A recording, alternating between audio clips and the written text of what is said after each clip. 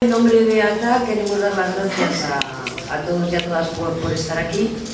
Pensamos que va a ser un debate muy interesante y necesario, que hoy celebramos además con unos ponentes o con unos participantes de lujo, porque son personas muy bien preparadas que entienden mucho del tema, y vamos a procurar, aunque las intervenciones, sobre todo algunos de ellos, serán un poquito más largas, vamos a intentar acabar pues entre las 9:30, 10 menos cuarto, como muy tarde, y que haya también un rato para el debate, para la que pueda intervenir toda aquella persona que quiera, ¿no?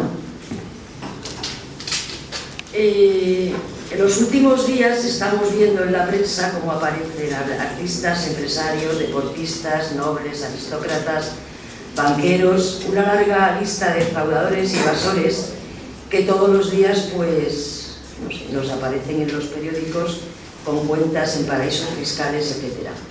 La organización Tax Justice Network presentó un informe correspondiente al año 2011, un informe que se llamaba El coste de la evasión fiscal a nivel mundial, y una de las cosas que decía es que en la mayoría de los países las pérdidas totales por evasión fiscal son mayores que el gasto sanitario, que las estimaciones a nivel mundial concluyen que la evasión fiscal supera los 3,1 billones con B de dólares USA, es decir, el 5,1% del Producto Interior Bruto mundial.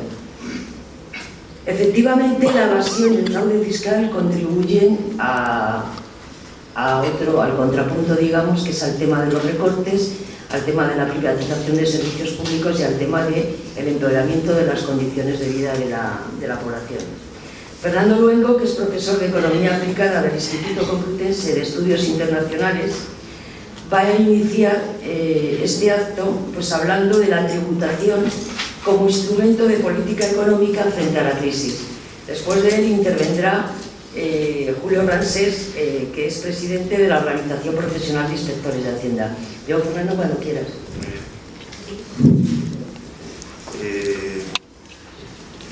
Bueno, muchas gracias a Lourdes y a la organización por haberme compartido un ratito con vosotros y con vosotras. Entiendo que mi intervención es una introducción que no quitará tiempo a las personas que tienen que contar más cosas sobre el asunto, y que por otro lado yo estoy muy interesado en oírlas y en conversar con ellas. Voy a hacer una serie de consideraciones generales sobre el tema presupuestario y la situación económica. En primer lugar, no me resisto a decir que en términos generales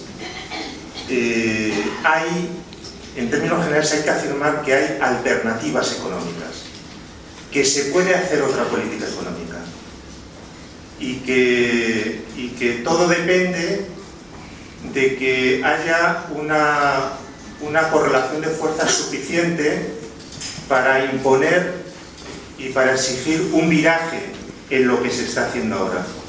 Por lo tanto, hay otra racionalidad, hay otra lógica viable, muy distinta de la que se está aplicando ahora. Eso para empezar. En segundo lugar, quería decir que las cuentas públicas, ya entrando en materia, las cuentas públicas, que ahora están en un nivel relativamente alto en cuanto al déficit y la deuda, no son el problema, no son el origen de la crisis, sino que los desequilibrios presupuestarios son una derivada, una consecuencia de la situación económica. Dicho esto, sí quiero precisar que, aunque no son la causa de la crisis, sí ha habido a lo largo de las últimas décadas un prolongado deterioro de la capacidad recaudatoria de los Estados europeos como consecuencia de que las instituciones han sido capturadas por los mercados, han sido capturadas por las élites y las oligarquías.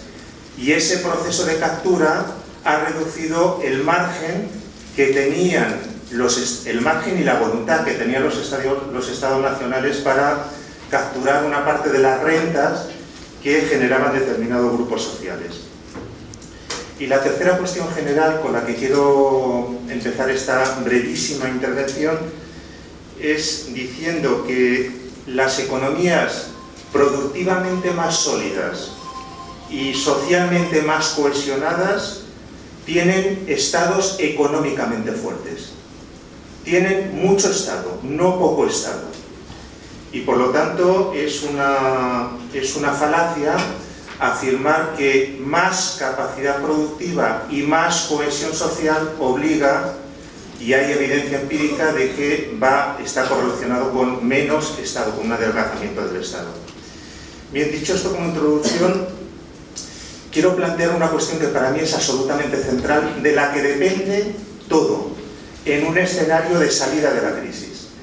Y todo depende, y es condición sine qua non, de que se detengan las políticas de austeridad. Las muy mal denominadas políticas de austeridad. Hay que detenerlas, hay que pararlas, son peligrosas.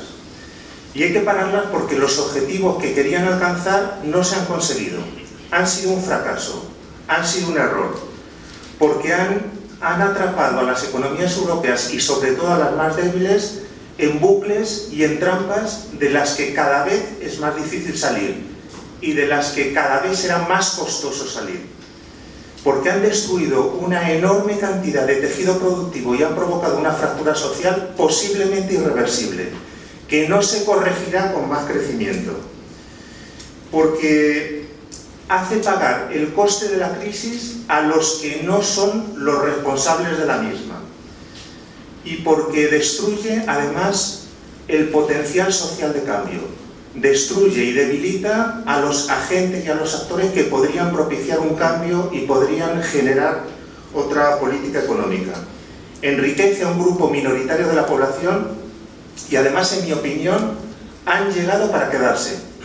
No han llegado para irse cuando la situación mejore, sino que suponen un proceso de enriquecimiento desmedido de las élites que crea un escenario en el que esas políticas se mantendrán en el futuro, aun cuando se flexibilicen algunos de los aspectos más duros.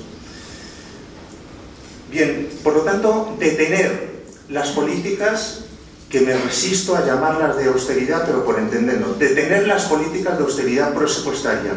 ¿Y qué significa detener esas políticas? Significa ni más ni menos que hay que aumentar el gasto público, no reducirlo. Para salir de la crisis es imprescindible aumentar el gasto público.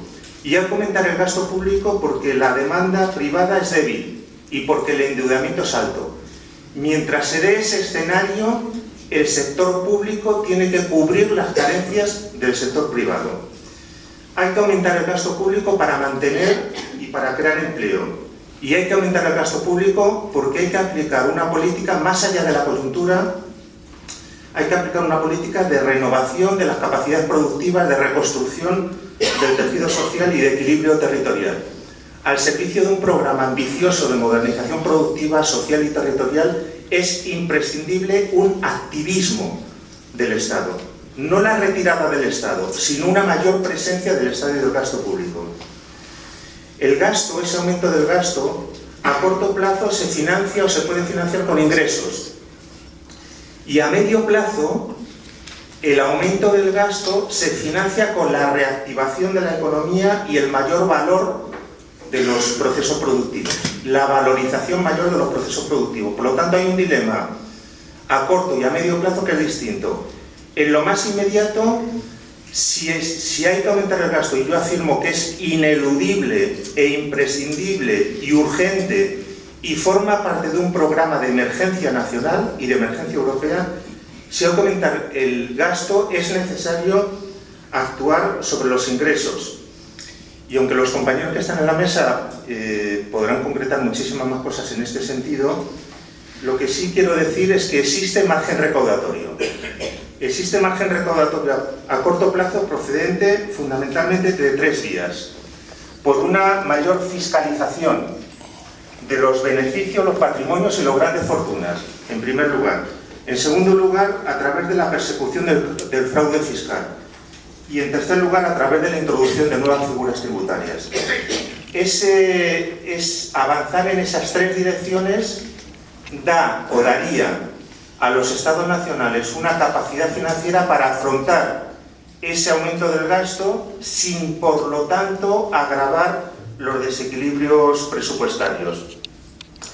En cualquier caso, para poder hacer una política económica de esas características es imprescindible también asumir o afrontar el tema de la deuda soberana.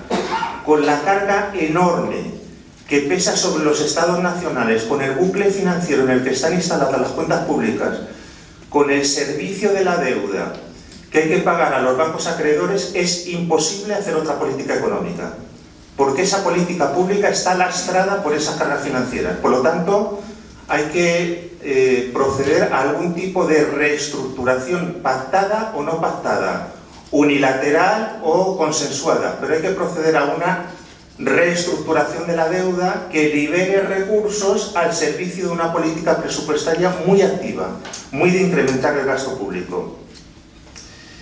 Hay margen para que los gobiernos puedan actuar, pero sobre todo, en mi opinión, gran parte de lo que hay que hacer y de las exigencias y las políticas que hay que aplicar se dirimen en el espacio europeo. Desborda por completo los espacios, o desborda en gran medida los espacios nacionales. Me planteo tres dilemas, ya para ir terminando. ¿Cabe prever que se produzca una iniciativa institucional por parte de Bruselas? En mi opinión, casi imposible. Es tan inercial, es tan inmovilista, es tan rígida y es tan ideológica la posición de Bruselas que no cabe una iniciativa que apunte en esta dirección. ¿Es posible que este viraje presupuestario nazca de un frente meridional de los países del sur encabezado por los gobiernos actuales? Poco probable. Lo considero poco probable. Tampoco considero probable que esto pueda surgir de una iniciativa que se queda a mitad de camino y que tiene muy corto recorrido, promovida por los partidos socialistas, que básicamente lo que piden es más flexibilidad para cumplir con el pacto fiscal y no el viraje presupuestario que necesita un ambicioso plan de reactivación de la economía. Por todo ello, creo que la cuestión se dirime en que seamos capaces, que también lo considero difícil, pero me parece que ahí está el camino, que seamos capaces de acumular fuerzas sociales, políticas a escala comunitaria que sea capaz de imponer y de materializar un viraje de estas características. En todo caso, todo esto que sería viable económicamente, finalmente se dirime en el terreno de la acción política. Nada más.